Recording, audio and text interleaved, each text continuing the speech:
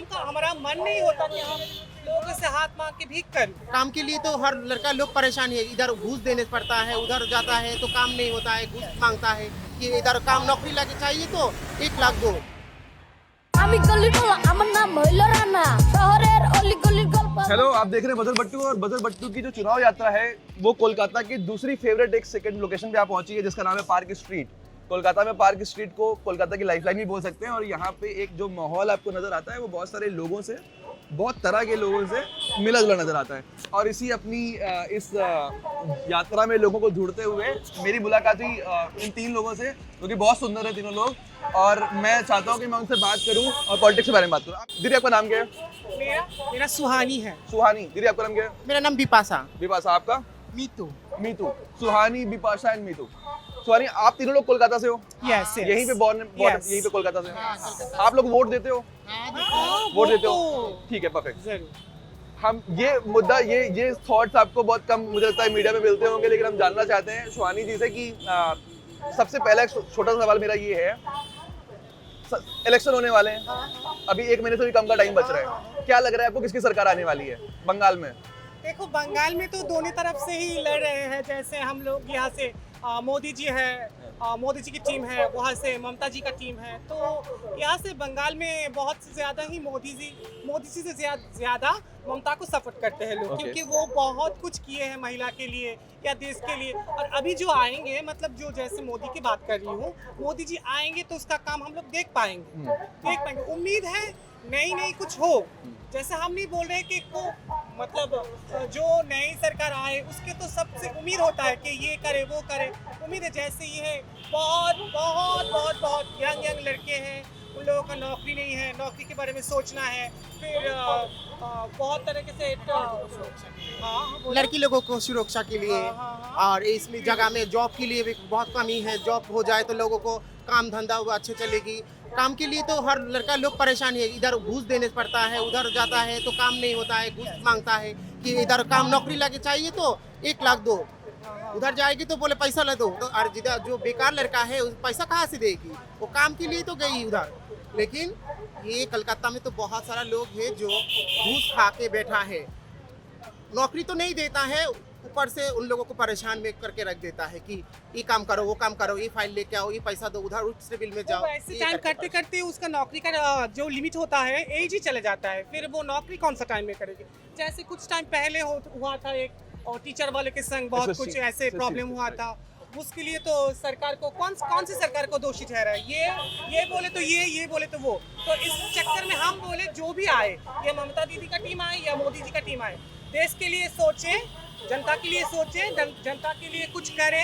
ये और हम तो है किन्नर, हम ट्रांसजेंडर बोले, किन्नर बोले, जो भी बोले, हम लोगों के लिए सोचना चाहिए। जैसे 2014 में हम लोगों को सिर्फ उम्मीद दे दिया कि तुम किन्नर हो, ये हमारा एक अधिकार है ऐसे, लेकिन उसके बाद से ना कोई सरकार हमारे लिए सोच रहे हैं, ना कोई कुछ कर रहे हैं। जैसे देखो, हमारा मन नहीं होता कि हम लोगों से हाथ मांग के भीख करें, ऐसे तो कहीं कोई नहीं। कुछ सरकार लोग हम लोगों को देखे, हम लोग भी कुछ सुजग सुविधा दे। तो ऐसे जो सरकार भी आए, वैसे तो बंगाल में ज़्यादा से ज़्यादा चांस है 95% ममता दीदी क्या है, 5% मोदी जी के, लेकिन 50-50 करके हो तो देखा जाए जो नई सरकार आए उसके यही निवेदन है, तो देश के लिए, जनता के लिए, सबके लिए कुछ करे, यही बोलना चाहते हैं। ये आपने बोला कि लोगों को, सरकार को कैसे काम करना चाहिए। दीदी, सवाल एक बड़ा सिंपल था, जवाब बहुत अच्छा दिया आपने, लेकिन अभी जो मेरा मेन सवाल था उसकी बात, कौन आएगा? क्या लग रहा है कौन आएगा? मैं तो आपको यही, मेरा बातों में यही आपको बोल दिया कि ज्यादा से ज्यादा चांस ममता दीदी को ही है। मैं ये भी बोल दिया। तो अगर 50-50 सोचे, 50 से 75 ममता दीदी होता और 25 होता है मोदी सरकार। ओके। आप लोगों को क्लियरली पता चल गया होगा बंगाल में माहौल क्या है। लेकिन दीदी ने जैसा भी बोला कि वो एक ऐसी सोसाइटी के एक ऐसे हिस्से से आती है, जैसे आप ट्रांसजेंडर कम्युनिटी बोल सकते हो, किन्नर बोल सकते हो। मुझे दीदी से ये जानना है कि सरकार की कुछ स्कीम है, सरकार की सेंट्रल लेवल पे भी है, स्टेट लेवल पे भी है, जैसे कि आपकी लक्ष्मी भंडार योजना है ना, एंड आपका युवा श्री स्कीम है, ये कन्याश्री, ऐसे सब। इस तरह किसी भी स्कीम से आप लोगों को कभी कोई फायदा मिलता है? नहीं, आपने बहुत अच्छा सवाल किया, इसलिए आपको थैंक यू। मैं सरकार से यही निवेदन करूंगी, जैसे आपने ममता दीदी हो या मोदी जी हो, जो भी आए, उसमें हम क्या, हम तो काम करने खाएंगे, हाथ मांगेंगे, लोग हमको पैसा देगा, हाथ ना मांगेंगे, कोई घर जाके एक बस्ता चाल भी नहीं दे के आएगी, सब्जी भी नहीं दे के आएगी, या खाना भी नहीं पका के दे के आएगी, हम लोगों को खुद करना पड़ता है। जो वो बात नहीं है, बात जैसे लड़की के लिए, महिला के लिए वृद्धा भाता है, अभी जो नई नई लॉन्डो के लिए खुला है, वो भी हमको लिए भी थोड़ा कुछ खुलिए, चालू कीजिए। जैसे आप 2014 में आपने बोल चुका है कि आप लोग ट्रांसजेंडर है, उसके बाद से तो कोई अता पता कुछ भी नहीं है। मैं यही सरकार से निवेदन करूंगी, जैसे है ना कन्याश्री, जुबोश्री, जो भी है, ऐसे किन्नर लोगों के लिए भी एक कुछ बोलना चाहिए।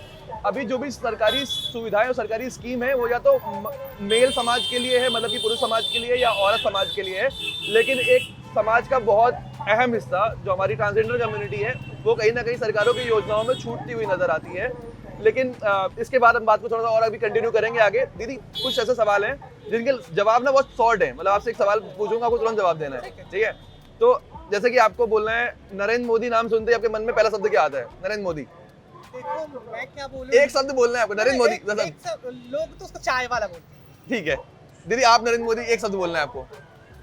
हम क्या बोले, हम तो बोले देश का प्रधानमंत्री, उसके मैं दिल से प्रणाम जनाती हूँ, और वो हम लोगों के लिए बहुत कुछ करा है, और वो देश का प्रधान है, तो उसका इज्जत हमरा बहुत उचित है। दीदी वन एक शब्द में जवाब देना है। मतलब नरेंद्र मोदी, उसके सामने एक शब्द, जैसे कि ताकतवर, महान, करप्ट, भ्रष्टाचारी, कुछ भी ऐसा। नरेंद्र मोदी। नहीं, हमको कुछ बोलना नहीं, कुछ भी बोलो, नरेंद्र मोदी प्लीज कुछ बोलो। अच्छा चलो, ममता बनर्जी।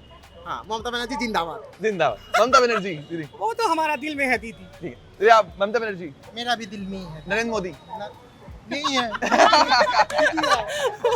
चलो, शायद अभी कंफ्यूजन है कौन किसके दिल में है, किसके दिल में नहीं है, लेकिन दीदी बहुत अच्छा लगा आप लोगों से बात करके।